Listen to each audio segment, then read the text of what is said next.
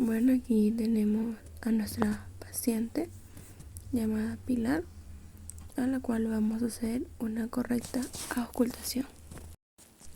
Bueno, voy a iniciar en la zona supraclavicular, es decir, por encima de la clavícula, luego en la infraclavicular, en la zona mamaria y zona intercostal.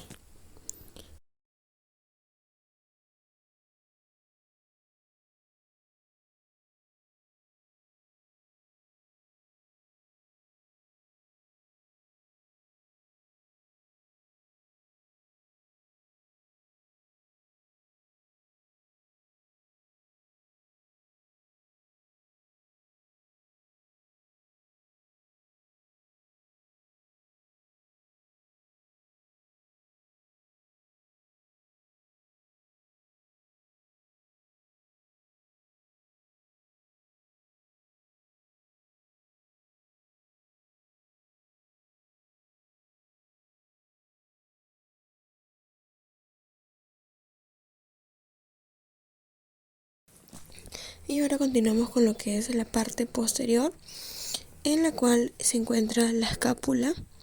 Bueno, en la zona supraescapular vamos a tocar y palmar y procedemos a hacer lo mismo en lo que es pedir al paciente que respire como si estuviera cansado.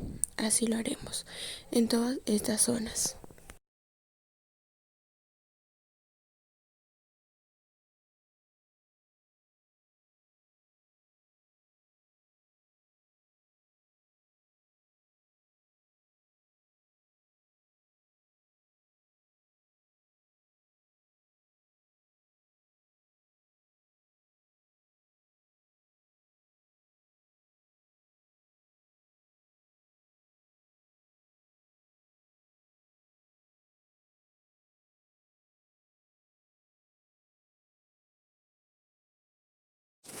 Bueno, ahora para la correcta auscultación cardíaca, que vamos a ver lo que son los focos, tenemos lo que es el primer espacio clavicular, nos vamos hacia el segundo espacio que está pegado al esternón y vamos a encontrar lo que es el foco pulmonar.